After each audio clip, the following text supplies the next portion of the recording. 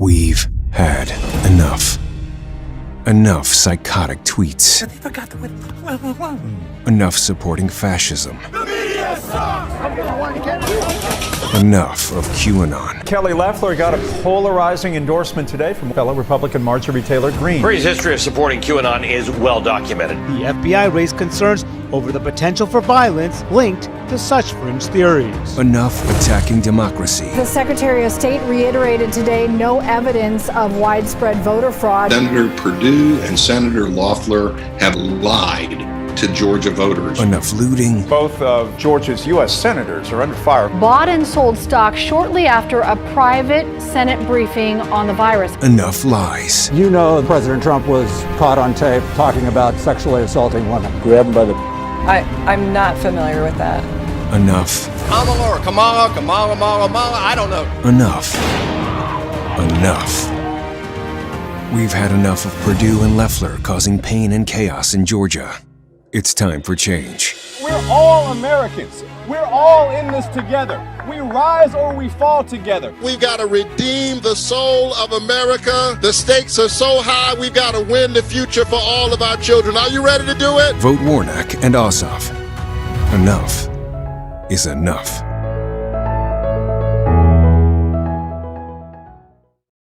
When the going got tough in business, David Perdue outsourced American jobs overseas. In a deposition, Perdue testified he spent most of his career outsourcing. You made a career out of outsourcing. How do you defend that? Well, defend it. I'm proud of it. When the going got tough in the Senate, Perdue hid in the airport bathroom and even stole someone's cell phone who asked him a tough question. I stole my property. When the going got tough with COVID, Perdue hid critical information while selling his own stocks. Records show that Senator David Perdue bought and sold stock shortly after a private Senate briefing on the virus. It's not just that you're a crook, Senator. You're attacking the health of the people that you represent. Now Perdue won't even face his constituents, backing out of debate after debate. Enough incompetence, deceit, corruption, division. Change has come to Georgia. Change is coming to America. Georgia needs a real senator, not a chicken Perdue. Midas Touch is responsible for the content of this advertising. Kelly Loeffler did not grow up in Georgia. She did not attend high school or college in Georgia. Nope. Kelly Loeffler moved to Georgia to marry her wealthy husband, who bought the New York Stock Exchange. And Kelly Loeffler used that wealth to buy her Senate seat, a seat she was never elected to. Kelly Loeffler was sent to Washington to help millionaires and billionaires get richer, like she did. And she has watched without care or concern as Georgia has gotten sicker and poorer. It's time to tell Kelly Loeffler, Georgia is not for sale. Midas Touch is responsible for the content of this advertising. The stock market, Dow Jones Industrial Average. The stock market, Dow Jones Industrial Average just hit 170,000 new cases in just the past 24 hours. The stock market's just broken. More than 259,000 lives lost now. That's a sacred number. More than 1,800 more lives in just the last day. It's never been broken, that number. A death reported every minute in this country. Nobody thought they'd ever see it. 14 straight days of record hospitalizations. We've broken records during the Trump administration. More than 85,000 patients in hospitals across this country. Which is the highest in history. Millions waiting for hours for tests, some waiting 5 hours or more today. Thank you very much, everybody. Thank you.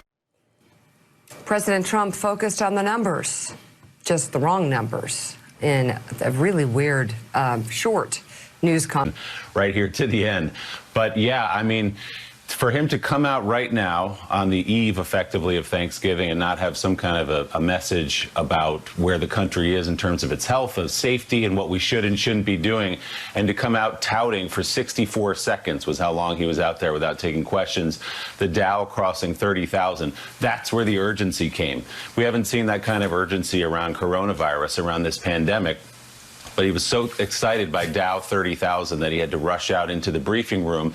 And it's also worth pointing out that a lot of people on Wall Street say, a great part of that push past 30,000 was because of the stability that we've seen from the incoming Biden administration, perhaps a return to normal, less uncertainty like we've seen under Donald Trump. So for him to come out and tout Dow 30,000, not to even talk about coronavirus, but also to do so as Joe Biden is coming into office and perhaps pushing that Dow up to 30,000. There's some irony there as well.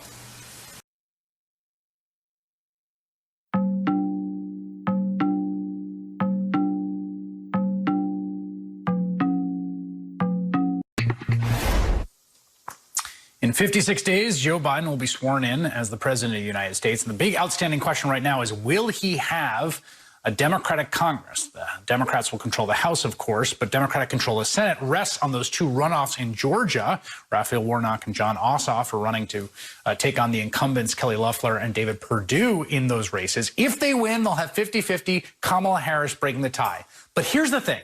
Even if they win, a 50-50 Senate in which you need every member of your caucus to pass anything is going to be a real uphill battle for big, sweeping domestic legislative accomplishments.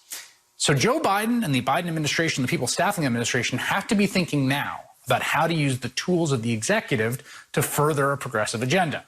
And to help get a better understanding of that, think about what that might look like. I want to talk to Heather McGhee, board co-chair of Color of Change, and Anand Giridharadas, who's the publisher of the brand new newsletter, The Dot Inc., whose latest piece is called The Afterlife of the Resistance. And Anand, you had an interview, I thought of you because you had an interview with Chuck Schumer a few weeks before the election.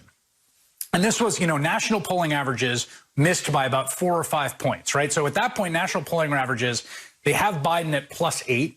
He's going to end up at +4. If it was the universe of Biden +8, there would probably be a 4 or 5 vote Senate margin, right? It's not the world we live in. Chuck Schumer was talking about an FDR-sized presidency in that interview.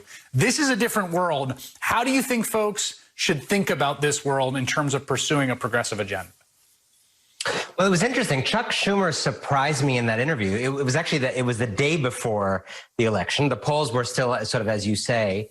But what surprised me was, although in the interview with me, Schumer was partly assuming the world in which he would be Senate Majority Leader and Joe Biden would have a sympathetic, ambitious Senate doing his bidding, he didn't only assume that world. So he gave me the kind of laundry list of what they would want to do in that world, ambitious environmental legislation, health legislation, so on and so forth. And I should just say, a lot of ambitious things that Chuck Schumer is not famous for. The kinds of things that the centrist element of the party has not been famous for. And he said very forthrightly, just on that legislative stuff, that he and the party in the Obama years has been too unambitious, and that there needs to be a change in direction, bold, progressive change. So that was interesting in a way without the Senate. And what he said there surprised me even more, where he said Biden should do some incredibly bold things through executive action. Some of them, less controversial, like rejoining the Paris Accord, or things that a lot of Democrats have already voiced support for. But as an example, Chuck Schumer also said the proposal he latched onto from Elizabeth Warren, that Joe Biden should, by executive order, wipe out $50,000 of student debt from millions of Americans. That is something that can happen on day one of a Biden presidency. And so, yes, there is a whole bunch of big, important things that need legislative action that may not be possible in the next 2 years, which is sad. But there's a whole bunch of stuff that will change tens of millions of people's lives that can be done. The folks from the American Prospect have a list, the day one agenda, dozens and dozens of things that Joe Biden can do by himself. And so the question is actually not just going to be, what does Mitch want? The question is going to be, what does Joe want? And is Joe willing to go big, fight hard, prioritize making people's lives better over reaching out to Republicans? Heather, how do you view this given the lessons of the Obama years, right? So Barack Obama takes office in a very different situation in some ways politically, has 59 Senate votes and then 60 when Franken's sworn in. He's got both houses. Of course, it's also, again, in the midst of a catastrophe, right? So there's this terrible prioritization problem that both administrations face, what do you do? This is a very different scenario. What lessons do you see sort of moving over from the last time we were here? Well, I was in Washington, D.C., running my Demos's Washington office at that time, and it was a heady time. There was a 60-vote Democratic majority in the Senate, something we can only dream of now. But I think there are two lessons. One is you've got to make sure to start painting the Republicans with the same brush that you were painting Donald Trump with. I think this was a huge mistake that was done in order to try to win over Republicans to the Democratic, to the top of the ticket, which was basically giving permission for people to vote for Republicans down ballot. And I think we've got to make sure that the American people know that Trump is not an aberration, that he's an outgrowth of the Republican Party, and the Republican Party should be tied with them. And as they block these kinds of reforms that the American people need, this real relief that the American people need, the gloves have to come off. It has to be crystal clear in the American people's minds who is responsible. But also, there is so much that can be done. Obviously, one of the biggest ones is Elizabeth Warren's student loan debt cancellation. That's money in people's pockets right away. That affects every generation, actually, that's touched by student loan debt or has someone in their home who's still paying off student loan debt. We can also do things on criminal justice and policing, particularly for the African-American community that Joe Biden said he would have our backs because of the way we had his appoint reform prosecutors, bring back the pattern and practice investigations into corrupt departments. We can use the IRS and the Consumer Financial Protection Bureau to crack down on the Wall Street greed and pandemic profiteering that we've been seeing. We can use the Housing and Urban Development HUD to enforce fair housing. Obviously, there are hundreds of executive orders that Donald Trump issued that need to be repealed, but there's even farther that that the Biden administration can go. And the thing I think about is Stephen Miller, right? Stephen Miller really believes in what he believes in, and he has some. Well, and he believes in what he believes in, and he has some technical know-how about how the law works, and he has used it to terribly tremendous and dangerous effect, cruel effect. But you need a bunch of people like that on all areas, in climate, in healthcare, of like people who care and people who are willing to push the envelope to get stuff done. That's true, and it's really worth remembering. I mean, in a lot of my writing about how plutocracy works in America, there's this dynamic where when business people want to change the system in a way that benefits them, they're masters of how change is made.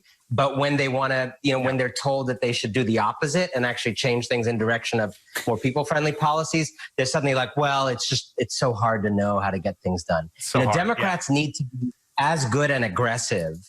Anything that can be done this way can also be done that way. It's sort of a political law of physics.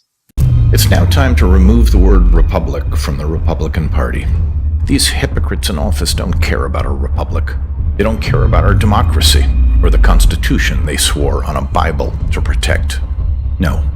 In standing behind a president who has brought international shame to the Republican Party, we have seen their true colors, and they are treasonous, unpatriotic, downright despotic, but most importantly, dangerous. Because while Trump has shown himself to be feckless and pathetic and unmoored in the chaos he has attempted to sow, there are others waiting in the wings, waiting for their turn to dismantle our democracy. And they are not so vacuous and insecure and self-absorbed.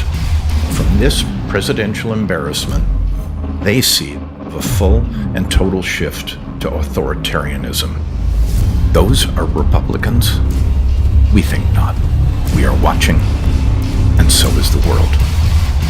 The Lincoln Project is responsible for the content of this advertising. Washington is full of Republicans with big egos and bigger ambitions. Remember them: Rubio, Cruz, Hawley, Cotton, Lee, Haley.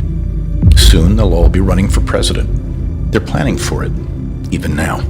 They'll tell you they're brave, strong, principled, conservative. But the reality is right in front of you. They're weak, spineless, cowardly, corrupt, shaking in fear of a mean tweet. Traitors to the ideas and ideals of the country. When America needed them to stand tall for a peaceful transition of power, they sided with the loser. When called to end abuses, they shrugged. When called to lead, they cowered. When called to speak the truth, they lied. Call them whatever you like, but don't call them leaders.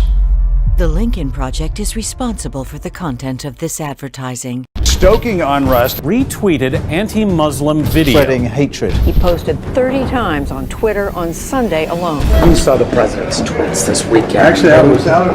I don't have any comment right now. Joe, I've answered your question. No, you didn't. Man, you're a liberal hack. I'm not talking to you. When you get these folks behind closed doors, they'll tell you chapter and verse about how much they dislike the president. Is that the very definition of cowardice, to talk behind closed doors but not take a stand? Mounted police to clear what has been an entirely peaceful protest. Was clearing the protesters an abuse of power? Was what the president did last night the right thing to do? I didn't see it, so I'd have to,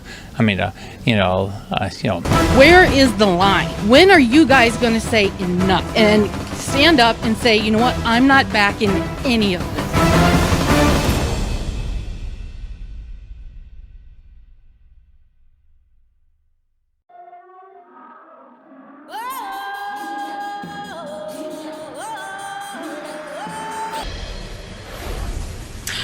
Former President Barack Obama sat down with the Breakfast Club today for a wide-ranging interview and shared why he believes 73 million Americans voted to re-elect Donald Trump despite his utter failures as president. Turns out, it was about their feelings. What's always interesting to me is the degree to which we've created, you've seen created in Republican politics, this sense that, white males are victims. Like they're the ones who are like under attack, which obviously doesn't jibe with both history and data and economics. But that's a sincere belief. That's been internalized. That's a story that's being told. And how you unwind that is going to be not something that is done right away. It's going to take some time. Joining me now is one of my favorite writers and Twitter follows, Michael Harriot of The Root, who everybody should be following. Michael, thank you so much for being here. And I will note that people on the right went just crazy over President Obama saying that. But I want to just put up for you, I don't know if you can see this, but this is a July of this year article in which Donald Trump does a pair of interviews and highlights white victimhood. Asked about police killings of black Americans, Trump replies, what about whites? So Trump himself says that his movement is about white people being the real victims, and then Barack Obama says it and people lose their minds. Your thoughts? Right. We see this throughout history. We saw it with Reconstruction. The violence during Reconstruction was because of white people's fear of some kind of backlash. And we saw it during the founding of America. That's why the Second Amendment exists, because there was afraid of a uprising of enslaved people in the South. And so the southern states, Virginia mainly, forced them to include the Second Amendment in the Constitution. We saw it, look, David Dinkins just passed. We saw, after the election of David Dinkins, they elected who? Rudy Giuliani, because white people were afraid of this moderate black man who didn't do anything to them. So we see, there are numerous historical examples of this. So it's Barack Obama saying it was just reinforcing all the examples that we've already seen. The Stephen Miller crowd, they did an entire memo that went throughout the federal government saying you can't say intersectionality because that makes people feel sad. Like, these people are projecting fragility and then being like, don't call us fragile. The other thing, apparently President Obama can't say anything obvious because it just makes people go crazy. I want to play you one other soundbite, and this is when he talked about the differences between various groups of Latino voters. Here is the president. People were surprised about a lot of Hispanic folks who voted for Trump. But there's a lot of evangelical Hispanics who, the fact that Trump says racist things about Mexicans or puts detainees, undocumented workers in cages, they think that's less important than the fact that, he supports their views on, gay marriage or abortion. Okay, so that's the other one. People went absolutely crazy on Twitter. But, one of our great contributors to NBC Think, who is Latino, wrote in September, opposition to abortion rights and gay rights can be a deal breaker for many Latinos who come from countries where abortion and gay marriages are illegal. You've got evangelical black folk who vote only about abortion. That's their main issue, just like white evangelicals. Why do you think that these same truths that are just obvious and fact-based drive people so nuts when President Obama is the one to say them? We both, you and I, know why, because it's a black dude saying it, right? But he's saying things that there is empirical evidence for. It's not like he's like bringing something out of the sky and spontaneously manifesting these thoughts. These are documented thoughts with evidence and proof and research. We know that, first of all, we have to realize that most of the Latinos who vote all of the Latinos who vote are legal citizens, and so Trump can get them to vilify, what he calls illegal immigrants, undocumented immigrants, the same way he does to white people. And we also know with the history of America, those who vote all of the Latinos who vote are legal citizens, and so Trump can get them to vilify, what he calls illegal immigrants, undocumented immigrants, the same way he does to white people. And we also know with the history of America, the way to become white is to assimilate into the oppression of the people who white supremacy has forced to hold down for every year since this country was founded. Yeah, and my last question to you, I'm just going to ask people to ask my producers to just play it as VO so I can just ask you the question. The other black man who seems to really drive people on the right crazy is Raphael Warnock, the pastor of Ebenezer Baptist Church, where all Republicans line up at King Day because they want to be seen there. The fact that he gave a sermon in which he talked about no man can serve two masters. You either serve God or you serve the military. You either serve God or you serve man. That's like a thing that is said in the black church all the time. This is one of the greatest ads ever. And people are going crazy. I mean, Dr. King wrote a sermon saying America might go to hell. And I don't think that people remember that. They like to remember him as a postcard. What do you make of these attacks on Reverend Warnock's faith? Well, aside from being a thing that is said in the black church, it's also a thing that is said in the Bible by Jesus Christ. So, this isn't a thing that, again, Raphael Warnock made up. It is a thing that is in the Bible. So, you got to take that up with Jesus. Don't at him, at Jesus. But it's interesting to me that this whole Raphael Warnock thing, because, we know that the reason that Georgia turned into a blue state was because a lot of voters were tired of them vilifying and playing the race card, right? White people playing the race card, right? And amplifying white supremacist messages, right? And so I think that by Loeffler and Perdue just continuing to amplify that same message, they might end up turning more black people and more Democratic voters out than they intended, because they're doing the thing that turned the black voters out. Which Exactly. Is a dumb idea. Exactly. Every church usher in Atlanta is going to be voting. They have ensured it. Every church usher, and that's who votes. Michael Harriot, always great to talk to you. Have a reminder to all of our friends in Georgia. Cheers. You have until December 7th to register to vote for the January 5th Senate runoff. Every early voting starts on December 14th. You can go online and request your mail-in ballot right now. Do it during the commercial.